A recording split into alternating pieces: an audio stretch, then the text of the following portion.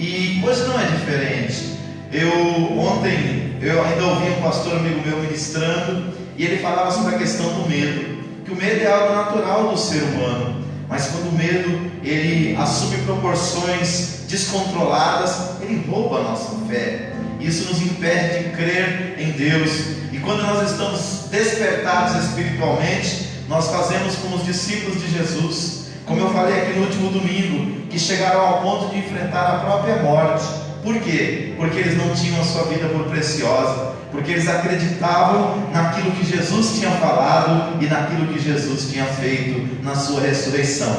Então nós vamos ler aqui o nosso texto áureo, que está em Romanos capítulo 13, versículo 11, que nos diz assim: isto digo, conhecendo o tempo, que é já hora de despertarmos do sono, porque a nossa salvação está agora mais perto de nós do que quando aceitamos a fé. O que nós podemos perceber por esse texto, irmãos? Quando nós aceitamos a Jesus, nós já ouvimos a seguinte expressão: Jesus Cristo está voltando, em breve Ele virá. E a cada dia que passa nós percebemos que a vinda do Senhor Jesus está cada vez mais próxima. E eu digo sempre, se Ele não vier de forma coletiva arrebatar a igreja, Ele pode vir a qualquer momento buscar a qualquer um de nós, e nós precisamos estar preparados. Então, o grande dia da redenção está mais próximo do que quando nós aceitamos a fé. A verdade prática diz assim: o despertamento espiritual é uma consequência da submissão à vontade de Deus. Todas as vezes que o ser humano ele se disponibiliza a viver a vontade de Deus para a sua vida, há um despertamento espiritual em si. E esse despertamento espiritual no nosso interior, ele afeta as pessoas que estão ao nosso redor. Todos aqueles que dizem: Senhor, eis-me aqui, de forma voluntária, espontânea, eles passam a ser um instrumento poderoso na mão de Deus para impactar a sua geração. E esse é o propósito de Deus. A nossa leitura bíblica em classe, ela está em Esdras capítulo 1, do versículo 1 ao 7, e em Neemias capítulo 1, do versículo 1 ao 3, que nos diz assim: no primeiro ano de Ciro, rei da Pérsia, para que se cumprisse a palavra do Senhor, por boca de Jeremias, despertou o Senhor o espírito de Ciro, rei da Pérsia, o qual fez passar pregão por todo o seu reino, como também por escrito, dizendo: assim diz Ciro, rei da Pérsia: o Senhor Deus dos céus me deu todos os reinos da terra, e Ele me encarregou de lhe edificar uma casa em Jerusalém, que é em Judá. Só um detalhe, irmãos, quem está falando isso não é um homem cristão. Até o cristianismo nem existia nesta época, e muito menos era um homem judeu, mas sim um homem que era rei da Pérsia. Ele era um homem persa por natureza, uma nação pagã. Mas aqui nós vemos o poder de Deus de influenciar uma pessoa. A soberania de Deus, ela é patente em toda a história bíblica e em toda a história da humanidade. Por isso que nós não devemos temer. Nós servimos a um Deus que Ele tem tudo sob o seu controle. Tudo o que acontece na terra, ou é pela vontade perfeita de Deus, ou pela sua vontade permissiva. E isso deveria levar nós a descansarmos no Senhor. Diz assim, quem há entre vós de todo o seu povo, seja seu Deus com ele, e suba a Jerusalém, que é em Judá, e edifique a casa do Senhor Deus de Israel. Ele é o Deus que habita em Jerusalém. E todo aquele que ficar em alguns lugares em que andar peregrinando, os homens do seu lugar o ajudarão, com prata, com ouro e com fazenda e com gados, afora as dádivas voluntárias para a casa de Deus, que habita em Jerusalém.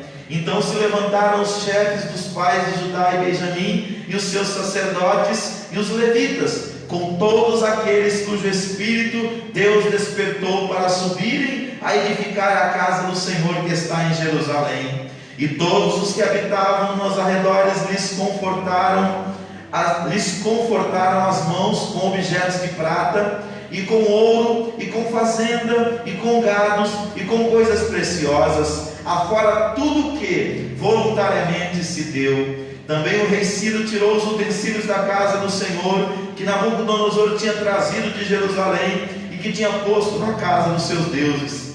Neemias capítulo 1, do versículo 1 ao 3. As palavras de Neemias, filhos de Icalias, e sucedeu no mês Quisleu, no ano 20º, estando eu em Suzã, fortaleza, que veio Anani, um dos meus irmãos, e ele e alguns de Judá, e perguntei-lhes pelos judeus que escaparam e que restaram do cativeiro acerca de Jerusalém, e disseram-me: os restantes que não foram levados para o cativeiro lá na província estão em grande miséria e desprezo, e o muro de Jerusalém fendido e as suas portas queimadas a fogo. Vamos orar, irmãos, para que Deus nos dê iluminação, para nós ensinarmos a palavra e para nós retermos aquilo que Deus disser aos nossos corações.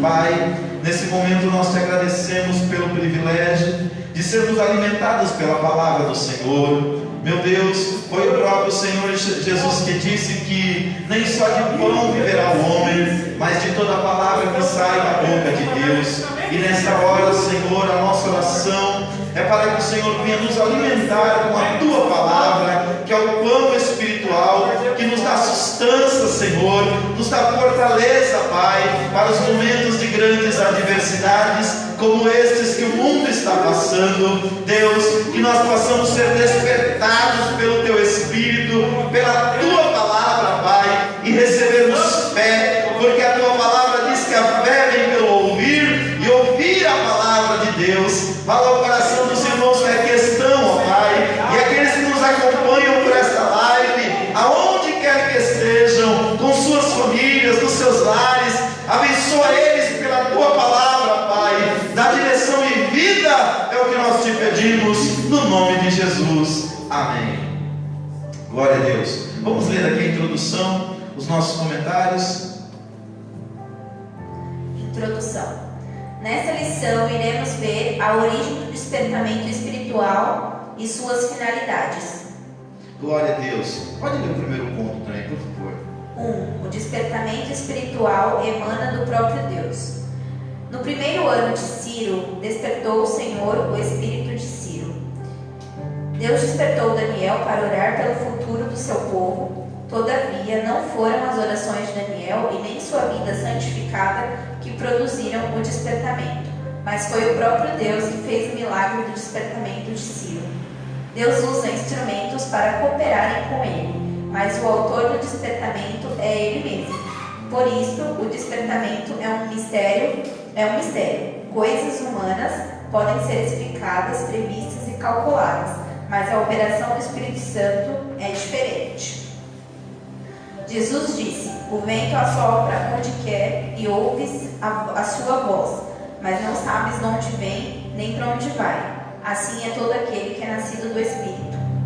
Nós, na verdade, podemos ver o resultado do despertamento e até mesmo sentir a operação das virtudes do século futuro, mas na verdade nada sabemos e nada entendemos do poder de Deus. Glória a Deus. É muito lindo, né, irmãos, nós sabemos isso, porque as coisas humanas, elas são muito bem calculadas, aquilatadas. Nós sabemos que de forma empírica, né, de forma que pode ser provada, basta nós colocarmos uma água para ferver em qualquer lugar do planeta Terra. Quando chegar em 100 graus, ela vai ferver. Isso é uma lei inexorável. As coisas de Deus não são assim. Muitas das vezes quando nós menos imaginamos que as coisas acontecem. Lógico, como foi colocado aqui no texto pelo comentarista, um grande ensinador da palavra de Deus, que foi o pastor Eurico Bergstein. E o que ele diz aqui? Ele coloca para nós que existe um lado humano de se disponibilizar, de buscar a Deus, de ir até o Senhor, mas quem vai promover esse despertamento espiritual é Deus. Então é muito importante nós sabermos o que é que nós temos que fazer e aquilo que é para Deus fazer. Isso precisa estar muito claro na nossa mente e no nosso coração. E aqui nós vemos que até na lição passada nós estudamos que Daniel percebeu que tinha passado 70 anos do cativeiro de Judá e Benjamim lá na Babilônia.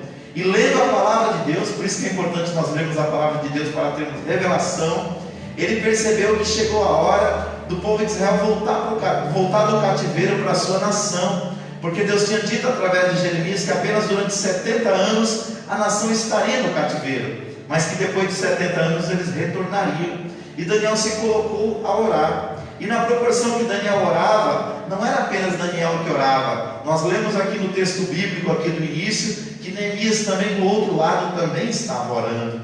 Então é muito importante quando nós compreendemos as armas espirituais que nós temos à nossa disposição. Nós passamos um trimestre inteiro, que foi o trimestre passado, estudando a carta aos Efésios, e nós chegamos na última lição falando sobre a batalha espiritual, aonde nós dissemos que, acima de toda a armadura de Deus, nós devemos perseverar em toda oração e súplica com ações de graça. Então, irmãos, nós não temos ideia do que a oração de um cristão, a importância que ela tem diante de Deus. Então nunca deixe de orar por aquilo que você almeja da parte do Senhor, por aquelas pessoas que você ama, que parece até estar com o coração muito fechado ainda para o Evangelho, ou pessoas que estão passando grandes lutas e tribulações, porque a sua oração ela tem uma grande eficácia diante de Deus.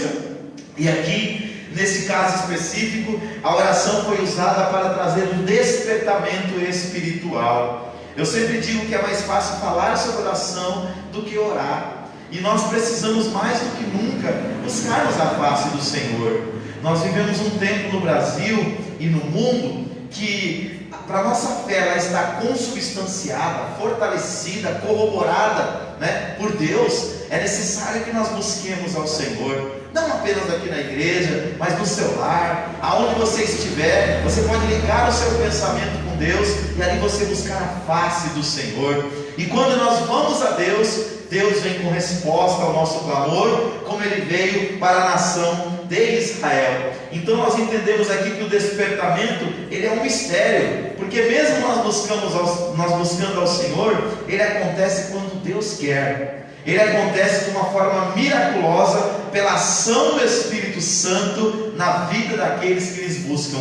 Mas se nós olharmos tanto na Bíblia como historicamente, ao longo desses 2000 anos de história da igreja, nós vamos entender que nunca houve um despertamento espiritual onde não houvesse pessoas de joelhos buscando a presença de Deus. Então que nós entendamos que orar para nós não é apenas um direito, para nós é um dever. A Bíblia diz que um dia Samuel estava terminando o seu ministério, que ele foi juiz, sacerdote e também profeta da nação de Israel, e a nação de Israel se colocou diante dele e ele fez tipo um culto de despedida. E naquele culto de despedida, as pessoas falaram para ele: olha, Samuel, não deixe de orar por nós. E ele disse assim: longe de mim pecar contra o Senhor, deixando de orar por vocês. Por quê? Samuel entendia o seu dever de interceder pela nação, de interceder pelos seus filhos, de clamar a Deus. Então, que nós como cristãos tenhamos já como primeira lição desta noite, todo despertamento espiritual, seja individual ou seja coletivo, ele começou com pessoas orando. Glória a Deus. Vamos para o nosso segundo ponto, as finalidades do despertamento. Se Deus ele proporciona um despertamento, é porque Ele tem propósitos para ele, é porque Ele tem objetivos. A restauração nacional de Israel. Deus, quando quer realizar os seus propósitos, pode incutir a sua vontade no espírito do homem.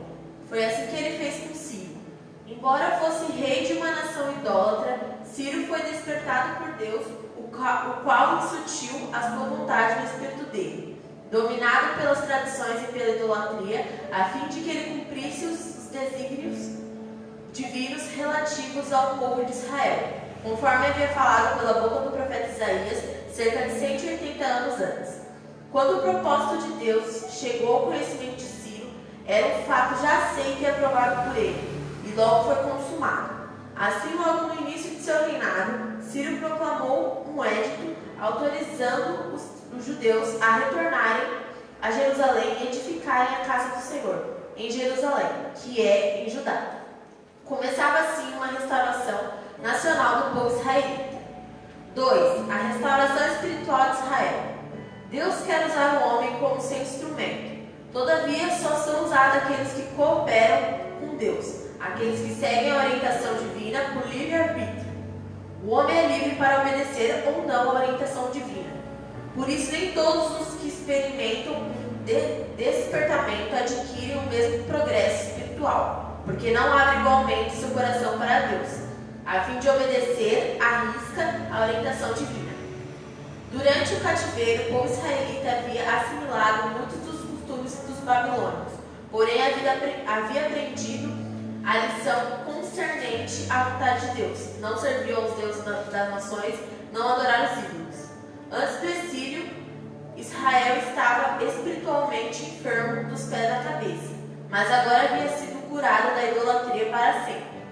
Para Israel, o sofrimento resultou no despertamento e este na sua restauração espiritual. A finalidade principal de despertamento é sempre a restauração espiritual do povo de Deus.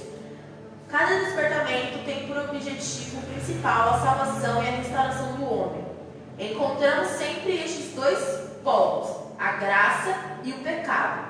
O Espírito Santo está sempre pronto para convencer o mundo sobre o pecado, a justiça e o juízo. Vejamos. O Espírito Santo é sempre intolerante com o pecado. O Espírito Santo convenceu Saulo de que havia pecado contra a pessoa de Jesus. Foi o Espírito Santo que convenceu de pecado a mulher samaritana e fez Zaqueu confessar sua falta. O Espírito Santo torna manifesta as coisas más. O profeta de lábios impuros sentiu que parecia na presença da santidade de Deus. O Espírito Santo faz com que os crentes andem na luz. Mas o Espírito Santo também aponta para Jesus como aquele que perdoa e salva. Este era o ensino nos dias dos apóstolos e deve continuar sendo nos dias de hoje, pois a palavra de Deus não muda e as nossas necessidades espirituais também não. Glória a Deus, obrigado. Então, o que nós vemos aqui, irmãos? Quando Deus age para trazer um despertamento espiritual na vida de alguém, na vida de uma igreja ou na vida de uma nação, Ele tem finalidades, Ele tem propósitos, Ele tem objetivos, e Ele até pode incutir a sua vontade no espírito do homem, e foi como Ele fez com Ciro. Mas o que fica claro para nós aqui, que mesmo Deus tendo um propósito, é interessante que o homem tem o quê? Livre-arbítrio. O homem tem liberdade de colocar em prática isso para qual ele está sendo chamado ou não. Aqui no texto bíblico de Provérbios, que é citado aqui na lição, Provérbios 23, versículo 26, diz assim, dá-me, filho meu, o teu coração, e os teus olhos observem os meus caminhos. Então aqui é colocado para nós que Deus quer usar como seu instrumento cada um de nós. Todavia só são usados aqueles que cooperam com Deus, aqueles que seguem a orientação divina por livre arbítrio. O homem é livre para obedecer ou não à orientação divina, e por isso nem todos os que experimentam um despertamento adquirem o mesmo progresso espiritual. Então é como se o desejo de Deus fosse que todos fossem grandemente usados por Ele, mas só serão usados grandemente por Ele aqueles que colocarem em prática o seu querer e a sua vontade. Aqui também é citado o texto de Deuteronômio, capítulo 6, versículo 5, que nos diz assim, amarás, pois, o Senhor teu Deus de todo o teu coração e de toda a tua alma e de todas as tuas forças. Então, quando você ama a Deus e entrega o seu coração inteiramente a Ele, Ele pode cumprir na sua vida, na minha vida, na vida de cada um de nós, o despertamento que Ele quer realizar. Eu percebo que muitas pessoas hoje, eles usam os tutoriais, da internet, principalmente do YouTube, para fazer coisas. E eu percebo que para aquelas coisas que a gente busca fazer dar certo, é necessário você usar o tutorial daquela pessoa que está te instruindo, se ela for uma pessoa bem capacitada, ao pé da letra. Às vezes você vê pessoas que não têm nem muita facilidade de fazer comida, mas aí você pega um tutorial de como fazer um bolo, de como fazer uma torta, de como fazer uma panqueca, e a pessoa que sabe fazer vai te ensinando o quê? Passo a passo. Não é verdade? Nós estamos nos preparando aí para voltar para o nosso programa direto aqui da igreja, e nós estamos buscando alguns tutoriais que falam como utilizar o som, como melhorar a captação de som através de um aparelho de celular para tornar uma live mais bonita. E eu vejo que quem sabe vai mostrando passo a paz. E conforme você vai seguindo os passos, você vai vendo o quê? Um bom resultado. Assim é com Deus. Deus, ele sempre trilha, ele sempre traça um caminho para o homem trilhar. E quando o homem obedece esse trilho que Deus vai colocando diante dele, dia após dia, passo após passo, caminhada após caminhada, ele vai tendo progresso espiritual. E o despertamento de Deus começa a acontecer na vida dele. E não só na vida dele, mas na vida daqueles que estão próximos dele. Então, que a gente possa entender que Deus, quando Ele quer despertar, Ele quer primeiro que a gente coloque o nosso coração inteiramente diante dele. E é o que Ele fez com Israel. Ele foi despertando pessoas para orar, depois Ele foi despertando pessoas para agir, mas o despertamento, a reconstrução dos muros de Jerusalém, a reconstrução da cidade de Jerusalém e a reconstrução do templo de Jerusalém só aconteceu, sabe por quê? Porque homens como Zorobabel, homens como Josué, homens como Esdras e Neemias se prontificaram de todo o coração a fazer a vontade de Deus. A Bíblia diz em Esdras capítulo 7, versículo 14, que Esdras propôs no seu coração buscar a lei do Senhor, cumprir a lei do Senhor e ensinar a lei do Senhor em Israel. É por isso que, como líder ali, ele foi tão bem sucedido naquela reconstrução da cidade, a reconstrução política, social e espiritual da nação de Israel no pós-cativeiro, porque esses 4 homens, Esdras e Neemias, como líderes políticos e sociais, e Josué e Zorobabel, e não confunda esse Josué com aquele Josué da entrada de Canaã, esse é o Josué sacerdote. Esses 2 homens se colocaram diante de Deus para cuidar da parte espiritual, enquanto Esdras e Josué cuidavam da parte espiritual, Zorobabel e Neemias, melhor dizendo, cuidavam da parte social e política. E conforme eles foram colocando em prática a vontade de Deus de todo o coração, Deus foi restaurando a nação. E aqui, para nós concluirmos esse tópico aqui, diz que cada despertamento tem por objetivo principal a salvação e a restauração do homem. E aqui a gente entende 2 doutrinas bíblicas. Primeiro, a doutrina do pecado, e segundo, a doutrina da graça. A doutrina do pecado diz que todos pecaram, e todos aqui não é todos os gentios, não é todos os judeus, é toda a raça humana. Todos pecaram e destituídos foram, afastados foram da glória de Deus. Então todo ser humano já nasce debaixo do jugo do pecado. Mas o texto não termina aí. Se a Bíblia diz que o salário do pecado é a morte, a Bíblia também traz a outra doutrina, que é a doutrina da graça, que diz: mas o dom gratuito é a salvação por intermédio de Jesus Cristo, nosso Senhor. Então aquilo que Jesus Cristo fez no Calvário, há 2000 anos atrás, salvou as pessoas no Antigo Testamento que tinham esperança na vinda dele, salvou as pessoas do seu tempo que creram nele, e vem salvando nesses mais de 2000 anos aqueles que têm depositado a sua fé em Cristo Jesus, porque o seu sacrifício é único, perfeito e gratuito. Então, quando Deus traz um despertamento espiritual, o objetivo maior dele é restauração espiritual e salvação de vidas. Esse é o propósito que a igreja deve lutar para cumprir no seu dia a dia: ganhar almas, ganhar vidas, levar o evangelho de Jesus para outras pessoas. Terceiro ponto: Deus cumpre as suas promessas. 1. A fidelidade de Deus em suas promessas. Pelo despertamento que Ciro recebeu, Deus cumpriu literalmente a sua palavra em relação ao retorno de Judá à sua terra, bem como a derrota da Babilônia diante do exército medo-persa, sob o comando de Ciro da Pérsia. 2. Deus renova suas promessas de bênçãos. Em cada despertamento, Deus vivifica e renova as promessas de bênção do seu povo. O Espírito Santo revela as riquezas escondidas em Cristo, isto é, as riquezas de glória que Cristo ganhou na cruz do Calvário para dar àquele que o serve.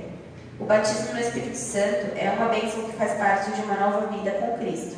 No despertamento que operava no tempo dos apóstolos, eles faziam questão de que todos os convertidos recebessem essa maravilhosa unção do alto. Os dons espirituais também fazem parte das bênçãos que Jesus deseja dar por meio do despertamento. Deus ainda deseja despertar os corações para ter fé renovada na cura do corpo, também resultado da morte expiatória de Jesus. 3. Deus renova a fé dos abatidos. Pelo despertamento, Deus cria ambientes de fé, de expectativa e de oração. O despertamento nasceu da oração e só poderá prosseguir se a chama da oração continuar acesa. No Antigo Testamento, o fogo no altar de incenso não podia deixar apagar. Do mesmo modo, Deus quer que o fogo do Espírito Santo não se apague em nossos corações, mas sim continue aceso, hoje como no dia do Pentecoste. Todavia, isso só se pode conseguir através da oração incessante por parte de cada um de nós. Obrigado. Então, o que a gente nota aqui, queridos? Deus cumpre suas promessas. Deus tinha dito, 70 anos antes de Israel ir para o cativeiro, as duas tribos de Judá e Benjamim, né? Porque como eu disse na outra aula, as outras 10 tribos já tinham sido levadas 100 anos antes. Deus disse, eu vou levar o meu povo para o cativeiro, porque eles desobedeceram a minha palavra, eles mergulharam na idolatria, eles não... uma das coisas que pesou muito para a nação de Israel, essas duas tribos ir para o cativeiro, foi eles não respeitarem o ano sabático. A Bíblia diz que eles deveriam ter a seguinte fé em Deus: eles deveriam plantar durante 6 anos, e no 7º ano eles não deveriam plantar, eles deveriam deixar a terra descansar, porque Deus faria a terra produzir por ela mesma durante esse ano. Como ele fez cair maná do céu sobre Israel durante 40 anos no Egito, no deserto, quando eles saíram do Egito, da mesma maneira que ele enviou cordonizes quando eles tiveram fome e desejo de comer carne, da mesma maneira que Deus fez manar água da rocha quando eles tiveram sede, Deus disse que sustentariam eles nesse 7º ano, que era o ano sabático. Sabe o que Israel fez? Durante 490 anos na terra de Canaã, eles não cumpriram o ano sabático. No 7º ano, eles plantavam na terra como eles fizeram todos os outros 6 anos. E Deus disse, eu vou levar vocês para o cativeiro, porque vocês estão devendo 70 anos de descanso para a terra. Da mesma forma que Deus os puniu por causa da idolatria, Deus os puniu também por causa da desobediência. Então nós vemos aqui no texto bíblico que o Espírito Santo quer nos abençoar, mas Deus, Ele não faz acordo com as nossas iniquidades. Isso não significa que nós não vamos falhar, porque nós somos seres humanos. A Bíblia diz que não há um justo sequer que só faça o bem e que nunca peque. Mas a Bíblia diz para nós confessarmos os nossos pecados, para que Ele venha nos perdoar e nos purificar de toda a iniquidade. Então diz a palavra de Deus que Deus é fiel nas suas promessas. Ele disse, eu vou levar o meu povo para o cativeiro, mas daqui 70 anos, que é os 70 anos sabáticos que vocês não cumpriram com a terra, eu vou trazer vocês de volta. E assim Deus fez. Talvez você tenha promessas que Deus fez na sua vida há muitos anos atrás, e hoje nessa noite Deus te trouxe aqui nesse culto, ou Deus te trouxe diante dessa live para dizer para você que as promessas dele estão sendo renovadas sobre a tua vida, que o que ele disse, nenhuma palavra caiu por terra. Glória a Deus. Depois é colocado aqui para nós também algumas promessas do Novo Testamento. A primeira é o batismo com o Espírito Santo. Nós sabemos que todo crente, quando aceita Jesus, o Espírito Santo vem fazer morada dentro dele. Ele é selado por Deus. Está lá em Efésios 4:30. Não entristeçais o Espírito Santo de Deus, no qual fosse selado para o dia da redenção. Essa é a primeira bênção que a gente recebe no dia que a gente aceita Cristo. Mas existe uma segunda bênção, que é o batismo com o Espírito Santo, que é um revestimento de poder para nós servirmos a Ele. Quando Jesus apareceu, depois que Ele ressuscitou, diante dos seus discípulos, lá no capítulo 21 do Evangelho segundo escreveu João, a Bíblia diz que Ele soprou sobre eles e disse, recebei o Espírito. Ali eles foram selados, ali a igreja foi inaugurada. Mas ele ficou 40 dias com eles, caminhando com eles, dando provas que ele tinha ressuscitado. Depois, mais 10 dias depois da sua ascensão, eles foram batizados com o Espírito Santo, com a evidência inicial de se falar em línguas estranhas, ou seja, em mistérios com Deus. Então, o batismo com o Espírito Santo bíblico, ele acontece com a evidência inicial de falar em línguas. E segundo a palavra de Deus, tem um propósito. Atos 1:8, e recebereis poder ao descer sobre vós o Espírito Santo, e sereis testemunhas. Quando Deus batiza uma pessoa com o Espírito Santo, qual que é a finalidade desse despertamento? Qual é a finalidade desse avivamento? Qual é a finalidade dessa segunda bênção? É capacitar ele para dar testemunho de quem é Jesus. Aleluia! Outra bênção aqui que fala, que Deus promete para nós, são os dons espirituais.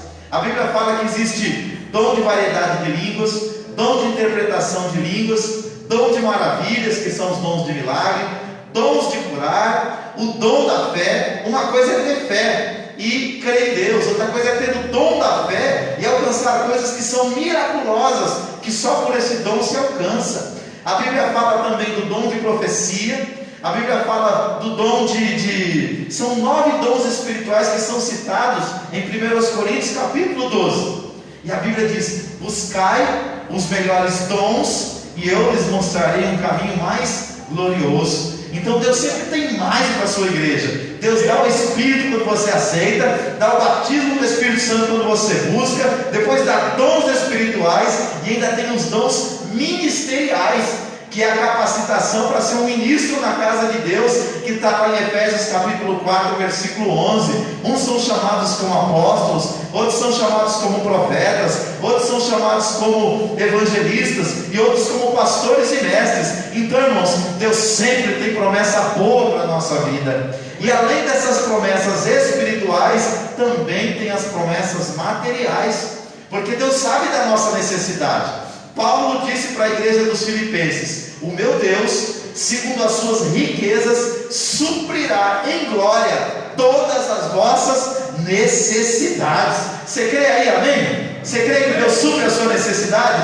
Ah, pastor, mas está tendo pandemia. Ah, pastor, mas tem gente desempregado. Ah, mas tem empresa quebrando. Você confia no Senhor? Você confia em Deus? Você confia na palavra que diz que Deus vai suprir as suas necessidades? A Bíblia revela vários nomes de Deus, e um deles é Jeová Jiré, o Deus de toda providência. Glória a Deus. Vamos caminhar aqui para nós encerrarmos a nossa aula nesta noite. Então Deus renova também a fé dos abatidos, diz aqui no terceiro subponto. Você está abatido hoje? Você está desanimado? Você está no seu lar aí até sem força de vir à igreja? Deus renova a sua vida hoje. Deus toca no seu coração hoje. Deus toca no seu espírito hoje. Sabe para quê? Para que você seja renovado. O propósito de Deus, quando desperta, é para que nós possamos servir o melhor. E como você vai servir sem renovo? Tem renovo chegando para a sua vida nesta noite. Último ponto aqui para nós concluirmos: o despertamento torna os homens obedientes à palavra. Olha o que diz, ó. O culto que foi estabelecido em Jerusalém foi exatamente aquele que a lei de Deus determinava. Não foram introduzidas novas formas de culto, nem qualquer mistura de doutrinas babilônicas. O que é importante nós entendermos, irmãos? Ou muitas vezes hoje se fala de despertamento espiritual que não tem amparo bíblico. Fala-se de despertamento espiritual, mas na verdade não é despertamento espiritual, é modismo. São alguns movimentos estranhos na palavra que surgem em alguns lugares. E o interessante do modismo é que ele aparece e ele desaparece. Eu praticamente nasci dentro da igreja, eu fui apresentado com dias na casa do Senhor. E durante esses 45 anos, eu já vi de tudo no meio do povo evangélico. Houve uma época que teve entre aspas, despertamento espiritual aí, que veio de uma cidade no exterior chamada Toronto.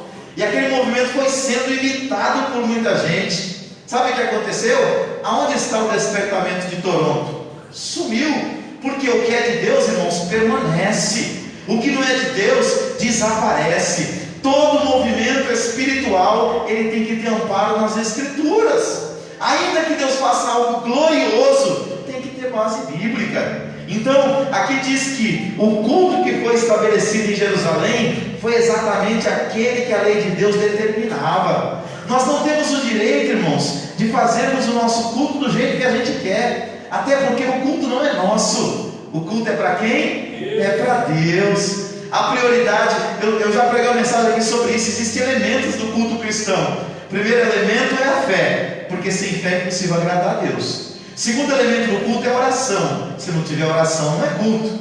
Terceiro elemento é o louvor. E não é o louvor antropocêntrico, onde o homem é o centro do louvor. Não, é o louvor cristocêntrico, teocêntrico, aonde Deus é a essência do louvor, aonde o louvor não é para massagear o nosso ego, é para exaltar o nome do Senhor, é para trazer a mensagem da cruz. Ah, como eu amo a mensagem da cruz, até morrer eu vou anunciar no louvor, na pregação. Por quê? Esse é o culto bíblico.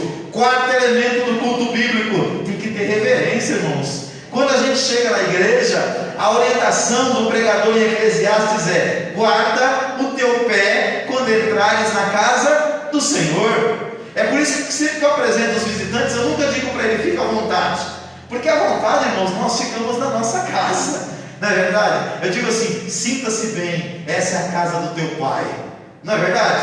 É bem diferente. À vontade eu fico em casa, eu sento, eu ponho as pernas em cima do sofá, em cima, enfim, porque eu estou na minha casa. Na casa de Deus não. A casa de Deus é lugar de reverência, é lugar de reverência, é um lugar que eu entendo que foi consagrado para adorar o nome do Senhor.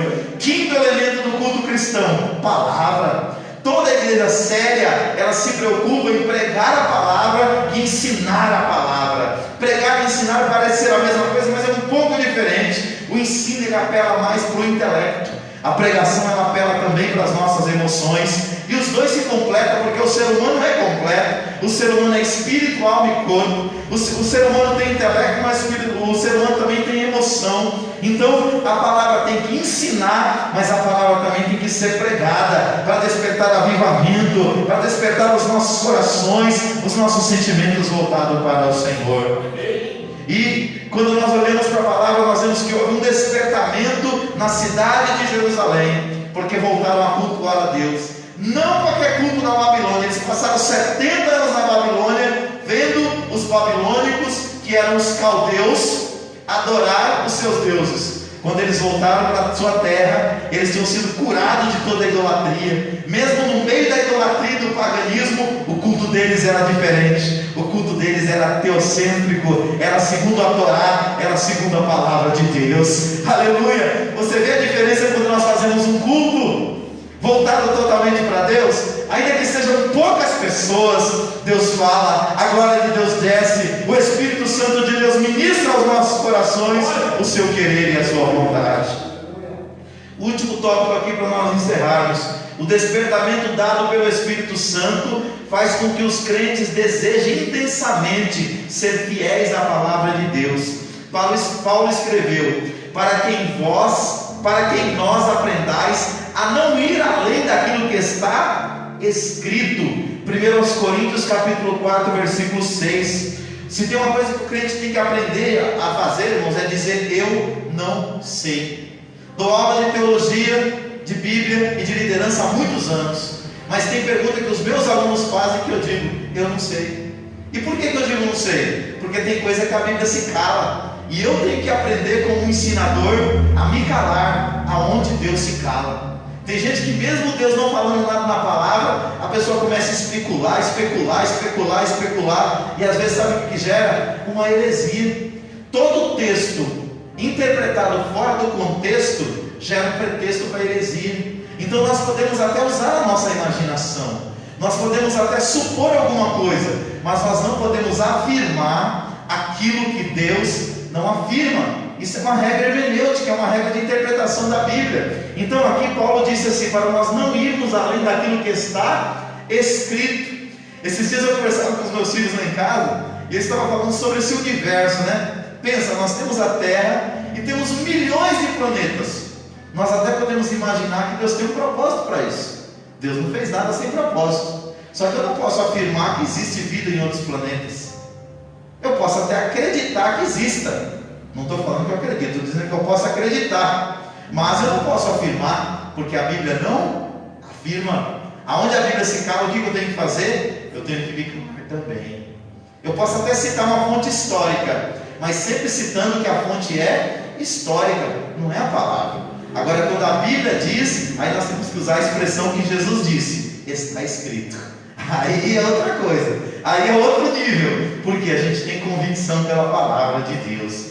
Então aqui, concluindo, ele diz assim: o crente despertado inclina-se a guardar os estatutos de Deus até o fim. E esta forma de proceder, esta atitude do crente é uma das bases para a comunhão uns com os outros. Companheiro, sou de todos os que temem e dos que guardam os teus preceitos. Salmo 119, versículo 63. Você viu o que o salmista falou aqui? Quando uma pessoa guarda os preceitos de Deus, ele quer ser amigo dele. E por que ele quer ser amigo dele? Porque ele sabe que essa companhia vai trazer o que? Edificação mútua. Então nós devemos sim ser colegas de todos, até para a gente ter uma facilidade para evangelizar alguém. Agora, amigo é escolhido a dedo. Por quê? Amigo é aquele que vai entrar na sua casa, é aquele que vai sentar contigo à mesa, é que vai se alimentar, é que vai ouvir dos seus problemas, é que você vai poder abrir o coração para ele orar junto com você. Então, amigos devem ser escolhidos a dedos, e devem ser escolhidos com a definição dos teus valores. Você deve trazer para o seu círculo íntimo de amigo aqueles que têm os mesmos valores que você. Então aqui a Bíblia diz que o despertamento torna os homens obedientes à palavra. Como é que eu posso dizer que eu sou um homem avivado por Deus pela palavra, se eu sou rebelde, se eu viro as costas para o Evangelho, se eu não respeito aquilo que está escrito? Como disse mais uma vez, falhos todos nós somos, mas nós precisamos buscar cada dia nos aperfeiçoar e não usar desculpas para os nossos erros, mas reconhecê-los diante de Deus e buscar a cada dia a santidade e a paz, sem a qual ninguém verá Deus. Amém? Vamos orar nesta noite. Vamos pedir para o Senhor: Senhor, nos ajuda, desperta nós aqui no Jardim Letícia, desperta a igreja em São Paulo, no Brasil e no mundo. Aleluia. Eu conversava com o pastor no último domingo e ele se dizia preocupado. Ele falou: pastor Davi, eu estou preocupado. Eu falei: por que, pastor? Ele falou: pastor, quantos pastores que têm morrido, e muitos pastores que são referência. E eu disse: pastor, eu entendo a sua preocupação, e a Bíblia diz que preciosas horas do Senhor a morte dos seus santos. Eu acredito que o cristão que teme a Deus, ele não morre na véspera. Ele não é peru para morrer na véspera. Quando chegar o dia dele, Deus o leva, porque a gente não pode ser imprudente. Mas eu disse para ele: olha, se você olhar para a história e olhar para a Bíblia, Deus nunca deixou a terra sem testemunha. Deus sempre terá os seus homens e as suas mulheres que são fiéis a Ele, e esses serão uma referência para a próxima geração. Quando Elias achou que estava sozinho, que o avivamento e o despertamento de Israel tinha acabado, sabe o que ele fez? Ele foi conversar com Deus, e Deus foi conversar com ele, e para surpresa dele, Deus disse: Elias, você não está sozinho. Sabe qual que era a fala de Elias? Estou sozinho, mataram todos os seus profetas e só eu fiquei. Deus disse: não, Elias, você não está sozinho não. Tem 7.000 joelhos que não se dobraram diante de Baal e que não beijaram o ídolo. Homens e mulheres que temem a Deus. Queridos, no século 21 Deus está recolhendo muitas pessoas que já estão prontas para estar com Ele. A semana passada Deus recolheu, nos últimos 15 dias, 2 pastores que foram referências no Brasil. O pastor da Assembleia de Deus em Cuiabá, que pastoreou aquela igreja por mais de 50 anos, e o seu filho uma semana antes. 2 grandes homens de Deus. E vai recolher outros. Mas o importante é que enquanto nós estivermos aqui, que a gente possa estar com o nosso coração despertado, e que a gente possa ser uma referência de Deus para essa nova geração. Aleluia! E eu creio que Deus quer nos avivar e nos despertar nesse sentido. Amém? Vamos orar? Sexta-feira nós estamos aqui para o nosso culto, que nós chamamos de sexta-feira profética, porque nós declaramos a palavra de Deus de forma profética para mudar a vida das pessoas. Domingo às 18 horas estamos aqui orando, e às 18h30 começando o culto da família. Amém? Vamos falar com Deus. Pai, nós te damos graças, Senhor querido, por este culto. Te louvamos por esta oportunidade que o Senhor nos deu, de estarmos aqui na tua casa, aprendendo do Senhor e da tua palavra. Senhor, que essa palavra possa trazer despertamento espiritual, não só aqui na DJL, Senhor. Essa lição está sendo lida em todo o Brasil e até fora dele. Que haja despertamento espiritual, Senhor. Meu Deus, sempre que houve um despertamento espiritual, houve mais oração, houve quebrantamento, Pai, houve santificação. Nós te pedimos perdão pelos nossos pecados, Senhor. Nós reconhecemos a nossa negligência espiritual, nós reconhecemos as nossas falhas, meu Deus, nós reconhecemos as nossas iniquidades, Deus. Perdoa os nossos pecados.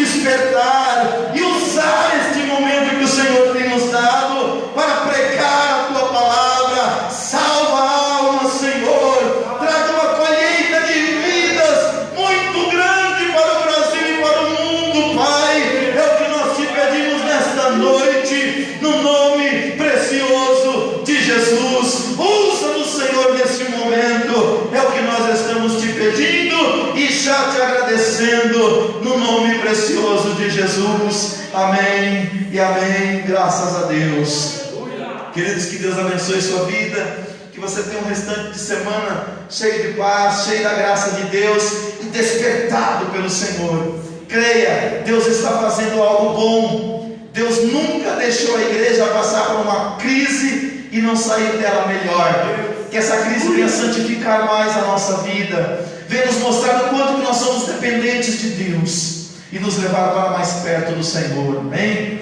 Faça assim com as suas mãos. Que o grande amor de Deus, nosso Pai, que a maravilhosa graça de Jesus Cristo, seu Filho, e que a doce consolação do querido Espírito Santo seja com cada um de vós, desde agora e para todos sempre. Todos digam amém. Você que está nos acompanhando aí, que Deus abençoe pela sua companhia, por ter estado conosco neste culto, e que você possa compartilhar esta live aí e abençoar outras vidas com a palavra de Deus. Amém? Se você puder, nos acompanhe também nas redes sociais. Nós estamos no Instagram e também lá no YouTube, pregando o Evangelho de Jesus. Que Deus abençoe sua vida e a sua família.